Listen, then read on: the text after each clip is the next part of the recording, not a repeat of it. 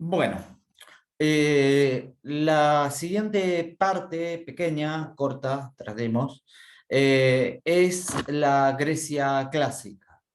Durante este periodo, durante estos siglos, lo que va a ir conformándose como central, como dato más importante, independientemente de todos los logros que se fueron consiguiendo, es una identidad griega, o antes que griega, mejor dicho, helénica, ¿no? En ese sentido, bueno, lo primero que tenemos que decir es que es el momento, el instante, el, el, ah, la era de todas las ligas. Por liga me refiero a aquellas agrupaciones, aquellos agrupamientos de distintas ciudades en función de un objetivo común que generalmente era el de defensa, aunque no era el único. La primera, obviamente, que se va a crear, teniendo en cuenta la experiencia de las guerras médicas, es una liga panhelénica, es decir, de toda el área griega, de todo el área comprendida por todas las ciudades que fuimos viendo a lo largo de este fragmento del mundo griego. Eh, la va a conducir, desde luego, Atenas desde el año 478 y básicamente, teniendo en cuenta lo que les mencioné de las guerras médicas, va a ser sobre todo para protección y defensa. Eh, Frente a posibles nuevas incursiones de los persas, lo primero que necesitaban algunas de estas ciudades era una suerte de defensa para no volver a sufrir una invasión, un saqueo o algún tipo de intromisión por parte de los invasores que venían del este. La segunda gran liga que podemos considerar en este sentido es la liga ático-délica. Ático obviamente por la zona de Atenas y Délica por la ciudad de Delos, que eran las dos ciudades más importantes que conformaban esa liga. Vuelvo a repetirles, no eran las únicas, pero digamos, hacer una enumeración taxativa de quienes ingresaban y quienes salían de cada una de las ligas nos llevaría un ejercicio memorístico que me parece que no es tan producente como si conocer la dinámica de estas ligas. En relación a la liga aticodélica, bueno, obviamente que lo que tenemos acá son aportes desiguales, ¿no? Tanto en cantidad como en calidad de barcos, de marineros, de dinero, de recursos, porque no todas las ciudades podían disponer de lo mismo y en el caso de que pudieran disponer de algo más o menos similar, las calidades eran profundamente distintas. Piensen, por ejemplo, en el caso que les mencioné anteriormente de Atenas, que tenía un gran desarrollo o había adquirido un gran desarrollo en términos navales en relación a lo que podía llegar a aportar, por ejemplo, Esparta en términos navales, ¿no? Incluso si reconvirtiera su ejército y los hiciera funcionar como marineros, obviamente que su calidad sería muy deficiente en relación a Atenas. Por esas razones y como resultado de la experiencia de las guerras médicas, se termina imponiendo casi que naturalmente la hegemonía ateniense. Y comienza con eso una suerte de subestimación, de sumisión del resto de las ciudades, ya sea por voluntad propia o por sugerencia o por acciones que realiza la propia Atenas.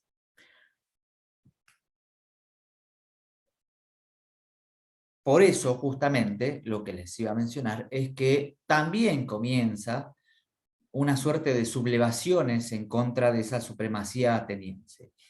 esa supremacía ateniense va a verse cuestionada por unas cuantas ciudades, y a partir de ahí van a ir conformándose distintas ligas menores, obviamente, en cantidad, en recursos, en importancia, en duración, que van a competir con la hegemonía ateniense.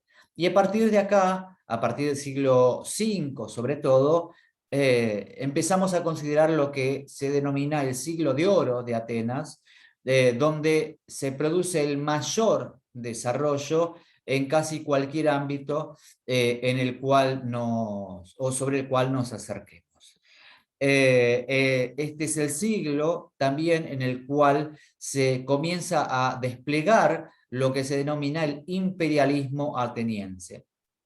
No piensen en ese sentido un imperialismo como el actual, o como, digamos, el contemporáneo o el reciente, sino como una suerte de unión de ciudades aceptantes bajo la hegemonía de Atenas.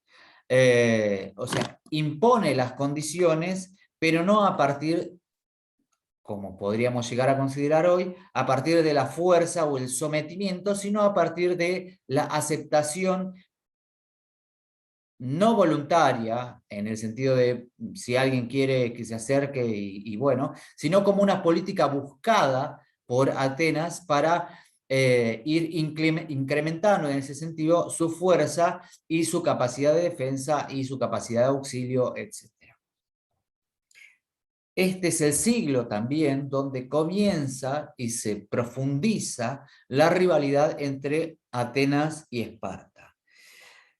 No queda demasiado claro dónde podría haber surgido esa rivalidad. Puede haberse dado, por ejemplo, en las distintas formas de desarrollo político, o si quieren, en una suerte de disputa ideológica, pero en definitiva lo que tenemos son dos modelos contrapuestos que se van a enfrentar en numerosas ocasiones e incluso recurriendo a aliados que hasta hace o hacía muy poco tiempo eran enemigos jurados.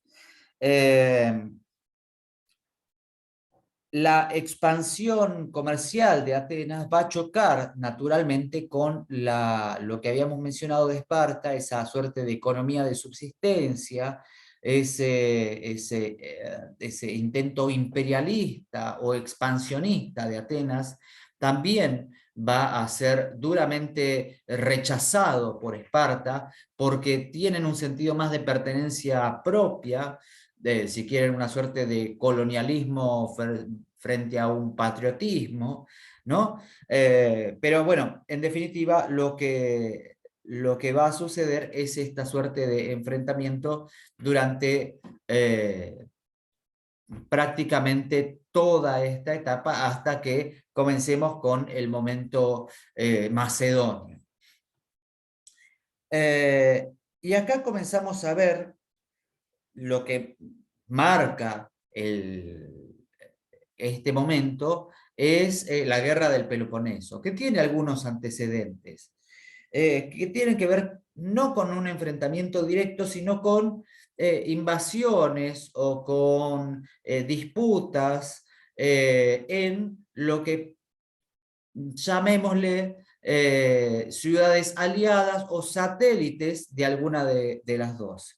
Eh, Corinto ante Córcega, por ejemplo, que era Corinto apoyada por los espartanos y la otra por los atenienses. Los decretos de Mégara, que es una zona comercial que pasa a ser restringida, que toca a todos los miembros de la Liga Ático-Délica. Bueno, numerosos pequeños enfrentamientos que tienen un impacto simbólico muy profundo y que exacerban esta disputa que en algún momento iba a producirse para ver quién era verdaderamente la ciudad que terminaba imponiendo su hegemonía al resto. La guerra del Peloponeso la primera parte que vamos a considerar es un enfrentamiento que dura aproximadamente unos 10 años.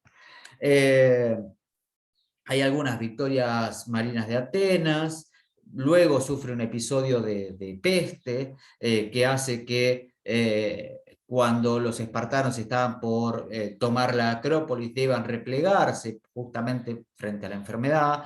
La muerte de Pericles, uno de los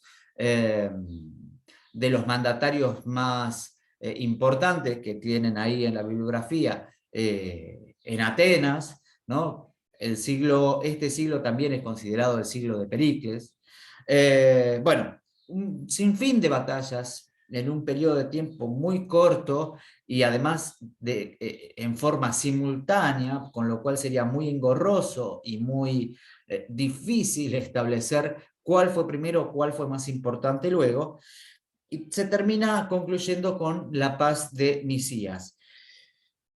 Lo que hace esta paz básicamente es volver todo al punto cero. Se devuelven todos los territorios conquistados, la gente que había sido capturada también se devuelve, se rinde sacrificios o deben rendir sacrificios en aquellos santuarios panhelénicos, ¿no? Es decir, de todo el área griega, y se establecen 50 años de paz. Independientemente de esto que se resuelve, queda todo en letra muerta porque muy rápidamente, unos 5 o 6 años después, comienzan nuevamente las hostilidades. Lo primero que sucede es una expedición a Sicilia, en la cual se rompen Sicilia en Italia, ¿no? Tienen ahí el mapita, o los mapitas que yo les dejé de Dubí. Pueden encontrar Sicilia en cualquier mapa que contenga el mar Mediterráneo, porque es un punto clave, central, neurálgico, de paso, etc. No se respetan los acuerdos de paz. Comienza nuevamente la ocupación de ciudades, o se tejen nuevas alianzas, nuevas ligas, nuevas amistades, nuevos enfrentamientos, y finalmente un ateniense, que en este caso se llama Alcibíades, que era parte del ejército ateniense, pide asilo en Esparta y comienza a revelar ciertos secretos militares que desde luego son aprovechados por los espartanos, ¿no? De esta forma llegamos a un nuevo estadio de otra guerra del Peloponeso. La primera había terminado en el 21, en este caso comienza en el 13, la segunda parte, ¿no? Hasta el año 404, es decir, otra vez un poquito menos de 10 años. Lo primero que hace Esparta, aprovechando estas informaciones que tiene por parte de este ateniense convertido, es cortar el suministro de alimentos desde Hiacia a Atenas, ¿no? Con lo cual genera una situación de desabastecimiento que intentan aprovechar de manera más o menos efectiva, pero luego Atenas rompe ese bloqueo y consigue, casi como que en el último segundo, restablecer el aprovisionamiento para la mayor parte de su sociedad. Teje en ese camino Esparta algunas alianzas con ciudades que habían sido menospreciadas por Atenas, y llama también a que se una en esa cruzada anti-ateniense a Persia, ¿no? O sea, Persia vuelve después de 100 años a estar nuevamente en el tablero griego, pero no por una decisión propia. Si bien siempre estuvo dentro de sus aspiraciones el mundo griego, pero en este caso es llamada por Esparta para que participe y ayude a terminar con la hegemonía ateniense. En definitiva, más tarde o más temprano resolvería sus cuestiones por otro lado, pero de momento que colabore dentro de este esfuerzo bélico. En el caso de Atenas, finalmente lo que termina sucediendo es la abolición de la democracia, ¿no? Esa democracia que había sido conseguida con algún tipo de esfuerzo, que digamos también hablan algunos autores, otros la defenestran completamente, como Platón, como Aristóteles, y se establece una suerte de Consejo de los 30. Y lo que va a hacer va a establecer una serie de nuevas estrategias para poder ponerle fin de manera más o menos exitosa o al menos digna a esta segunda etapa de la guerra del Peloponeso, y que va a elaborar también en ese sentido un nuevo régimen. ¿Cuál va a ser este régimen? Bueno, el régimen de la oligarquía. Eh, La oligarquía lo primero que hace es pensar en sí misma y luego pensar en el resto, y sentencia su suerte al considerar que si no se cumple aquello que nosotros pedimos como oligarquía, como clase, no como atenienses, como clase, vamos a entregarla la ciudad a los espartanos. Bueno, el resultado bastante sabio por parte de los atenienses fue la expulsión de toda la oligarquía y la recuperación de la democracia. Finalmente, en todo este asunto interno que envuelve a la evolución propia o al camino o al desarrollo que iba teniendo el gobierno ateniense, el fin es la rendición de Atenas por aislamiento. Nuevamente los espartanos, como aquella otra, como en aquel otro momento que ya les había mencionado, vuelven a sitiar la ciudad de Atenas y se terminan rindiendo los atenienses por cansancio, por agotamiento, porque era demasiado atender, por un lado, a una guerra interna que había sido resuelta, y por el otro lado a una guerra externa en la cual no todos los sectores participaban de la misma manera. Se termina resolviendo o conformando un régimen democrático, nuevamente luego de este interregno, la creación de una confederación del Peloponeso como consecuencia de la guerra, para que lograra mitigar aquellas disputas que podían llegar a tener entre las distintas ciudades tras el resultado de la guerra. Eh, Atenas renuncia o le hacen renunciar a su flota naval, se admite nuevamente a los exiliados, entre ellos muchos aristócratas, eh, y se establece el régimen dentro del ideal, el régimen de los 30 tiranos, que van a tener una duración de aproximadamente un año. Una vez concluida esta segunda etapa de la guerra del Peloponeso, lo que tenemos es finalmente lo que habíamos anticipado, es la disputa entre Esparta y Persia para ver finalmente quién se quedaba con todo el espacio griego. Esparta, en este caso, queda aislada por su alianza previa con los persas, y lo que hacen otras ciudades es aliarse definitivamente con los persas, porque antes que tener a un aliado que depende de la fuerza de otro, directamente prefiere negociar con aquel que era propiamente fuerte y no a través de un intermediario. La guerra de Corinto va a terminar de resolver esa situación. El peso de Persia es indiscutible. Y si bien tenemos que considerar aquí la intervención nuevamente de Atenas, lo que termina firmándose es una paz entre Esparta, por un lado, y Persia, por el otro, en la cual terminan en una suerte de equilibrio al repartirse las ganancias de todo aquello que se fue conquistando en el medio. De tal forma que a la salida de la guerra de Corinto tenemos nuevamente tres actores muy importantes que van a disputarse lo que queda de acá hasta el final del mundo clásico, del mundo de oro. Esparta, bastante maltrecha, Persia, que fue llamada nuevamente al juego, y Atenas, que está en plena reconstrucción. Sin embargo, lo que, bien, lo que les decía es que, sin embargo, lo que termina sucediendo con Esparta es que su hegemonía, su fuerza, su poderío, llega rápidamente a un agotamiento.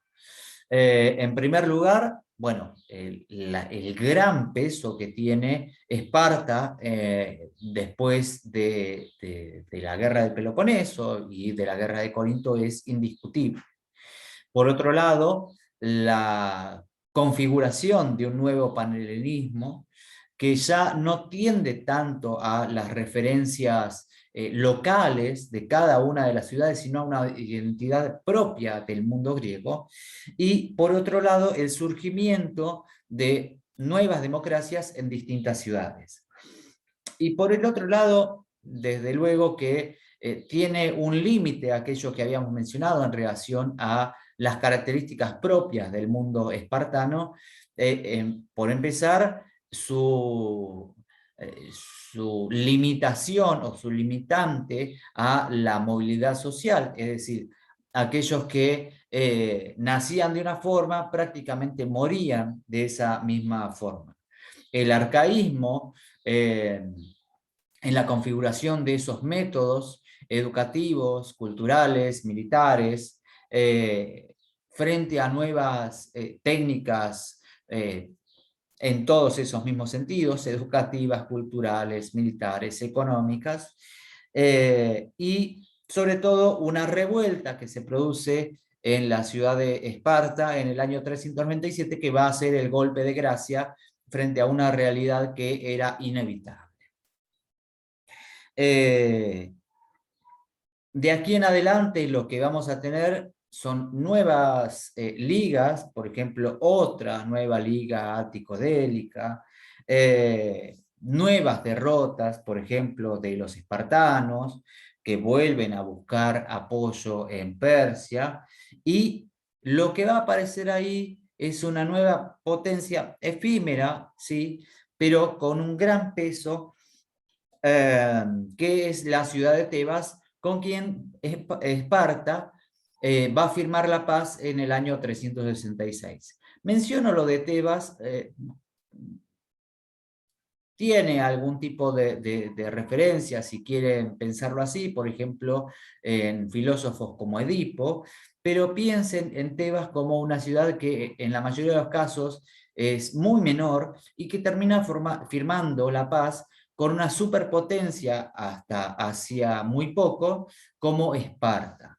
Lo que les quiero configurar en ese sentido es la decadencia rápida que tiene el mundo espartano frente a este avance que tienen nuevas ciudades del mundo griego.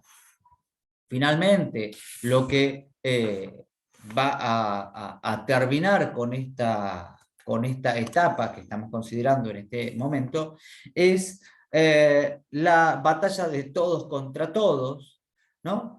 En Mantinea no hay vencedores claros en ese sentido. Esto se produce en el año 362.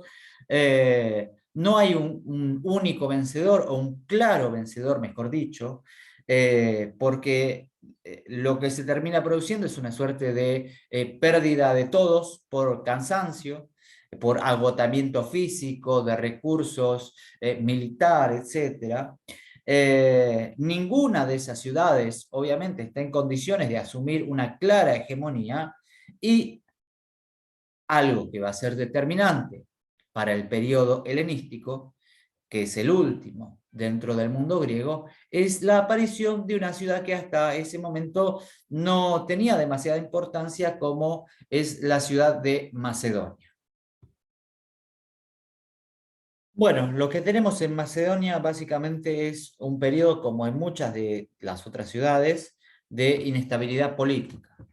El que va a ser determinante en ese sentido va a ser Filipo II, que va a asumir el trono, porque es un rey, en el año 357.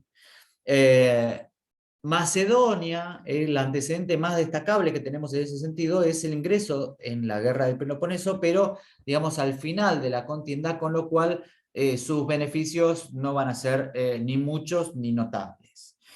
Filipo II se encarga desde el espacio macedonio, en primer lugar, de la ampliación de sus fronteras, porque es un espacio sumamente reducido y con escasos recursos, la unificación de distintas regiones a partir de esa ampliación de fronteras, es decir, no hay una distinción entre los nuevos conquistados y aquellas ciudades que ya se encontraban bajo el dominio macedonio, y esas nuevas regiones también van a aportar nuevos funcionarios y nuevos cargos.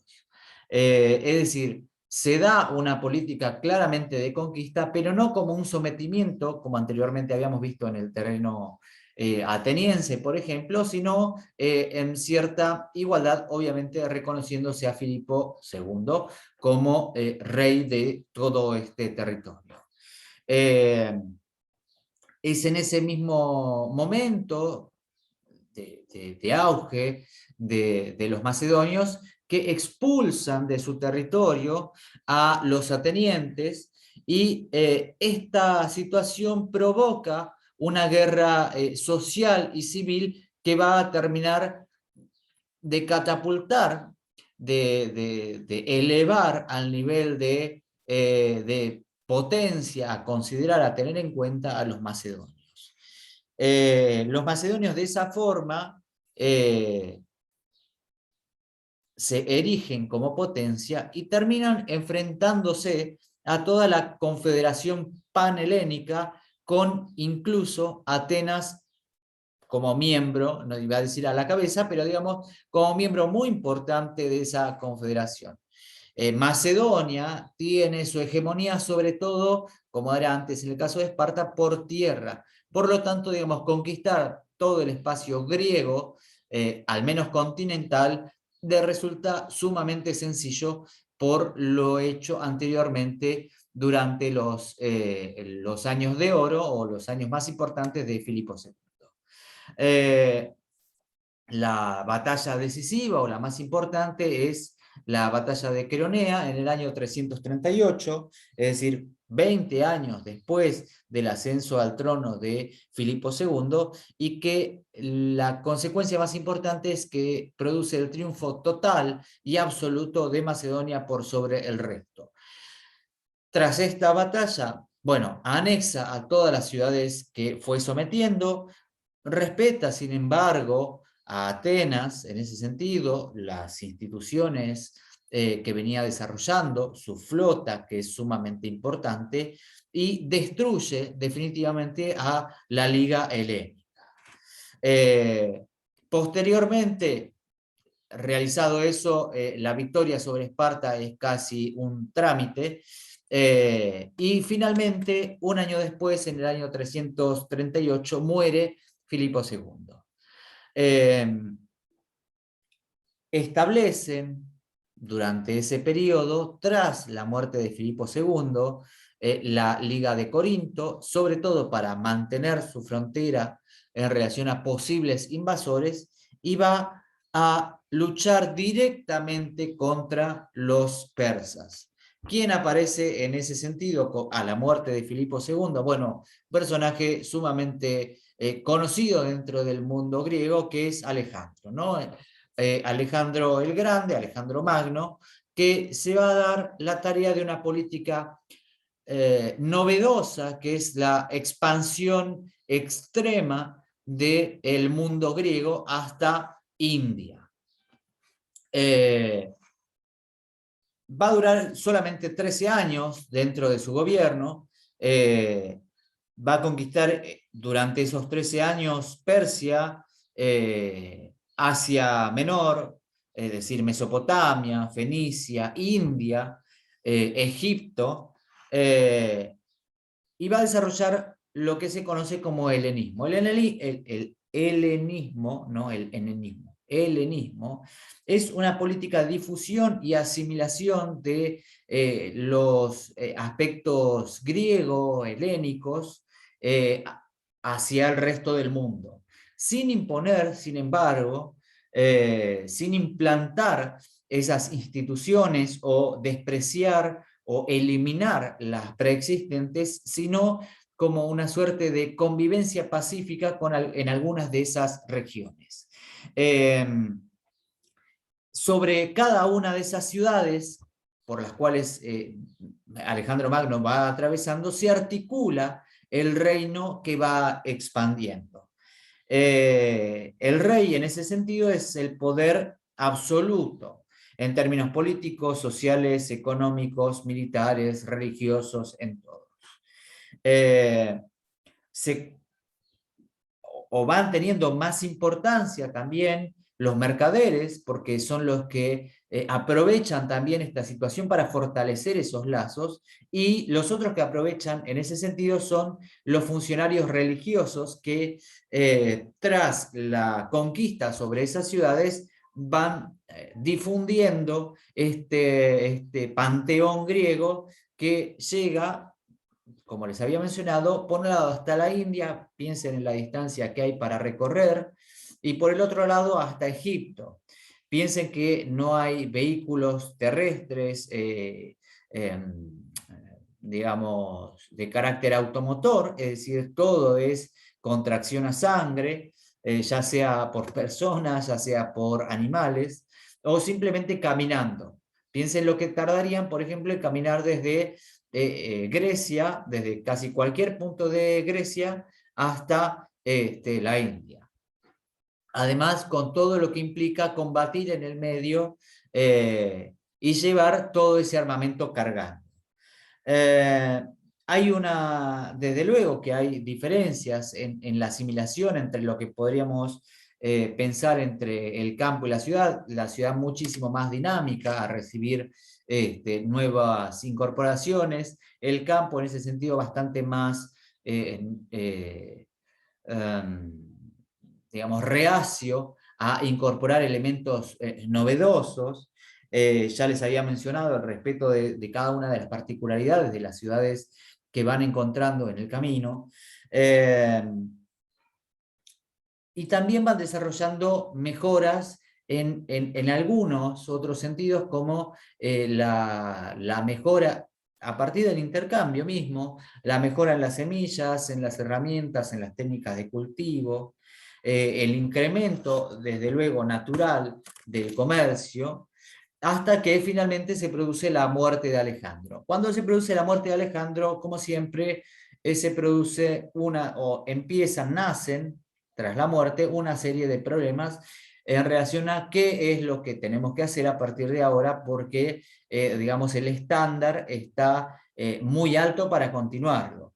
Y hay unos cuantos sucesores que se disputan el poder a partir de ese momento.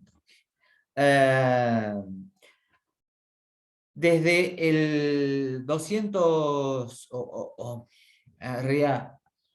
sí, por unos cuantos años, desde el 280 aproximadamente, en adelante, dependiendo también del lugar, van a sucederse una serie de reinos o de dinastías que van a tener nombres de acuerdo a los sucesores o herederos de Alejandro Magno.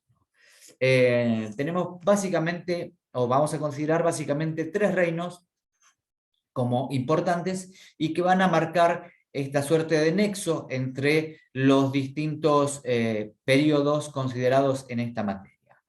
El primero es el Egipto tolemaico, ¿no?